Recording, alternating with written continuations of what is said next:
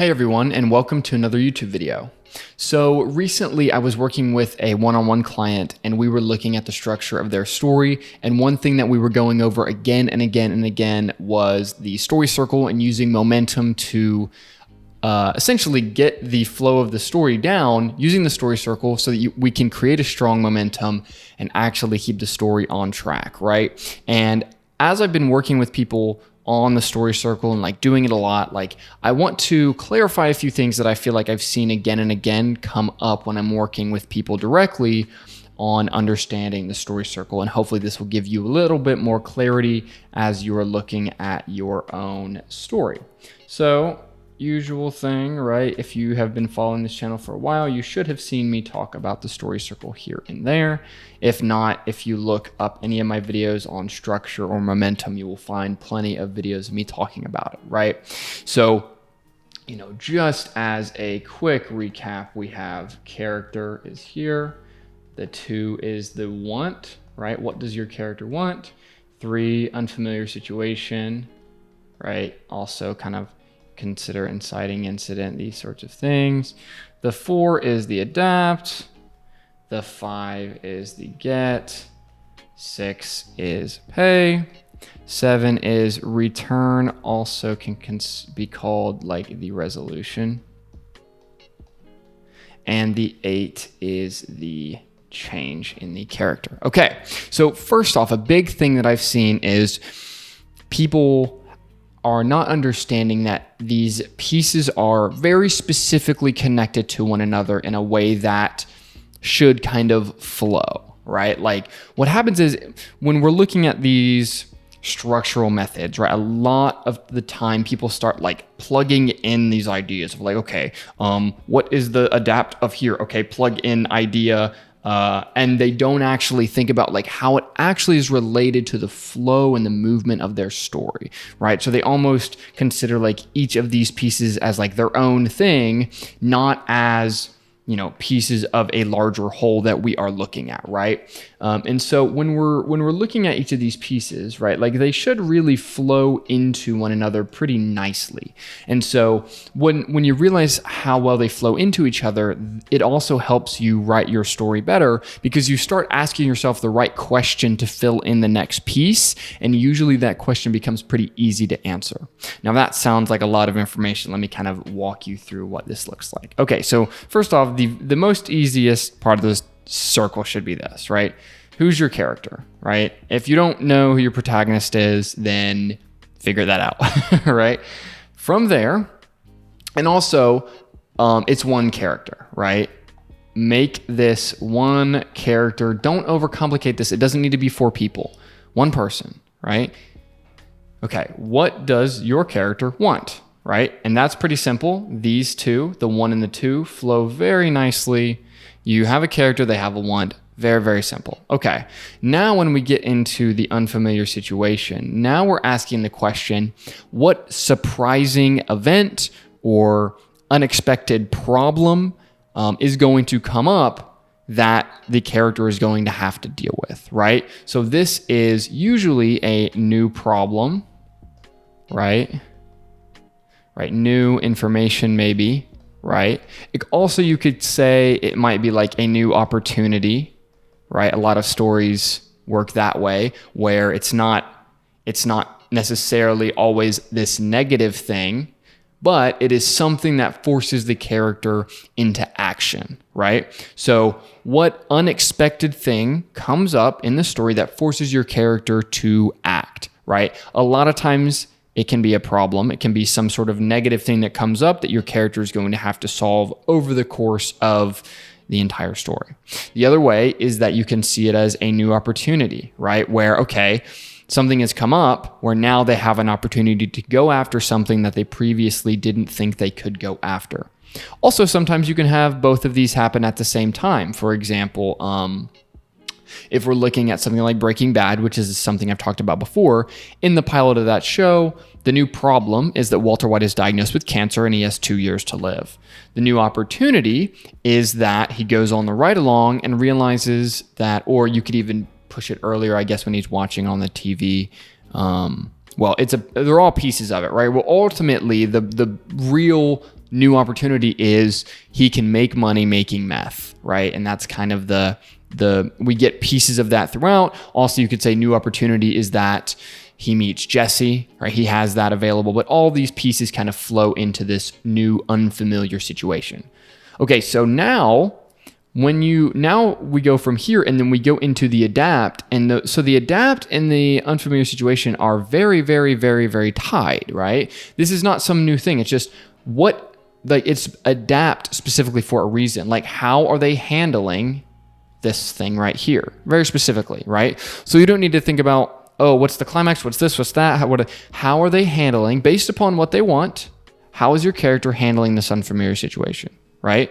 So that they can get to here, right? So, and this is where these two are always connected, right?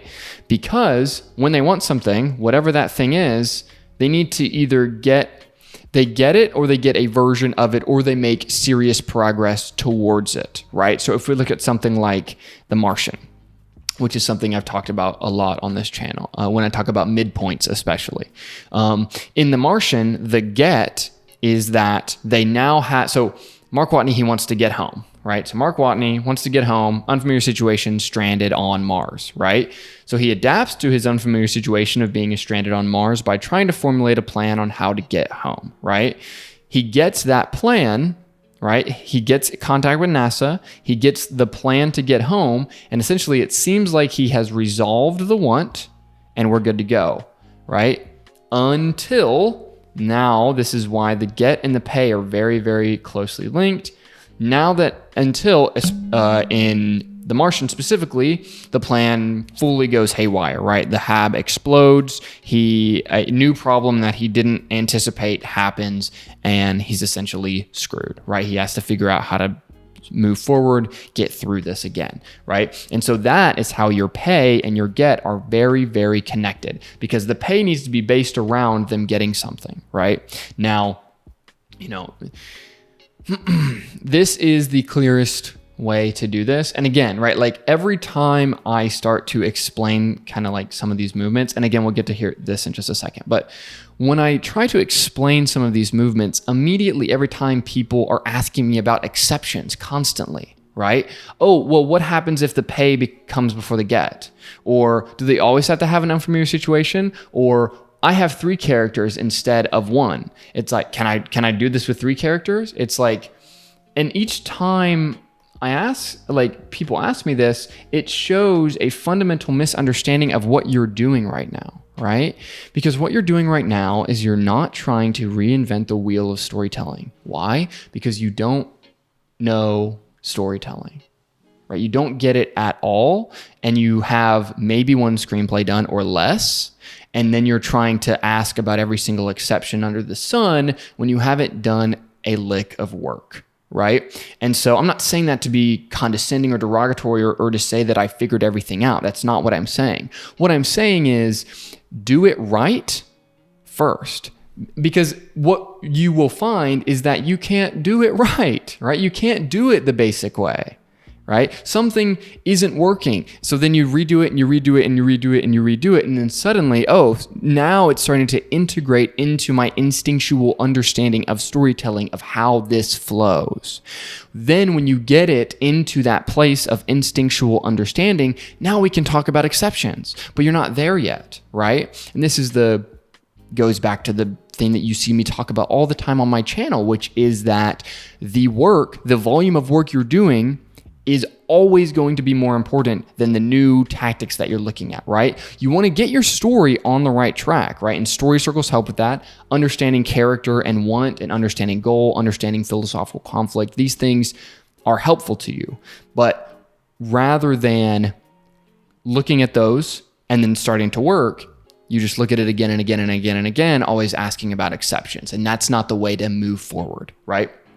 So the get should happen first, and then the pay happens. And the pay is a direct result of what happens at the get, right? And so the get is going to be either a full fulfillment of the want or a half fulfillment, right? Where the character believes they have resolved the want. And from here on out, it's just like in The Martian, it's like, okay, we got the plan. From here on out, it's just working the plan until the plan fails at the pay, right? So the return or the resolution, this is where also the climax of your story takes place, right? So essentially, now that we've had this huge, big problem, how do we solve it, right?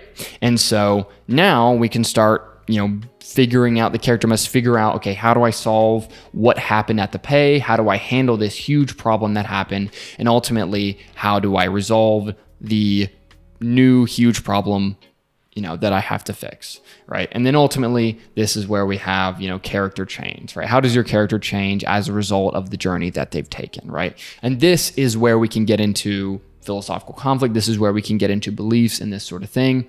And you'll notice that this is not like a complete understanding of story, right? Like this isn't taking in character arc as much. It is slightly, but it's not taking it in fully. It's not looking at character belief as much. Like there's other pieces of this. What this is a momentum tool, a structural tool. And what you can also understand is that each of these moments, like you can put, like it fractals essentially. So what I mean by that is like, this can be an entire screenplay.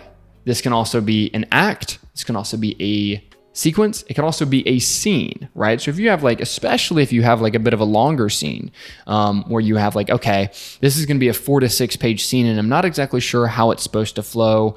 I feel like maybe it's too short or the character doesn't really earn the end of the scene. It's like, okay, great. Now we can kind of look at it through this. So you can just make this up on the fly. So let's say we have something like this. Okay, we have a character, right? His name is John.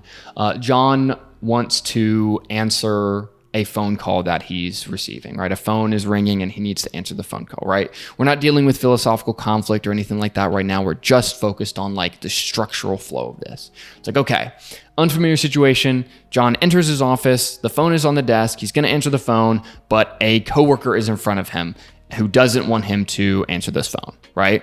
So now the scene has shifted from him just picking up the phone to him handling the unfamiliar situation, the coworker in his office. Now we go to the adapt, right? Now he has to argue with this person, tell this person, get out of the way.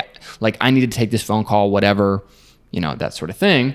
Then let's say he moves past the coworker that's blocking his way and he takes the phone call, right? From there, then we enter into the pay, and the pay can be all sorts of things, right? So the pay can be what he hears on the other side of the phone isn't what he wanted to hear, right? So there's a problem with the deal or whatever he thought he was going to hear on this phone. Or he gets the call and the call is what he wanted to hear, but his coworker immediately runs out of the room to undermine him, right? To go to their boss, to tell him he's working on this project, he shouldn't, whatever it is. Now he has this other problem. This then sends us into the next movement, right? So essentially, it has not fully resolved here, or within the scene, the resolution is, he hangs up the phone, right? Something that simple. Or the resolution is he, chases after his coworker, or he heads towards his boss's office, whatever. The point being that now it throws us back. Now we're at character again. Okay, what do they want? Now we're in the boss's office, right? Okay, the character wants something in the boss's office now, and he's going to enter you see, he's boom, suddenly you can get into the flow of this, right? And when you understand that, then you understand how valuable this little tool can be.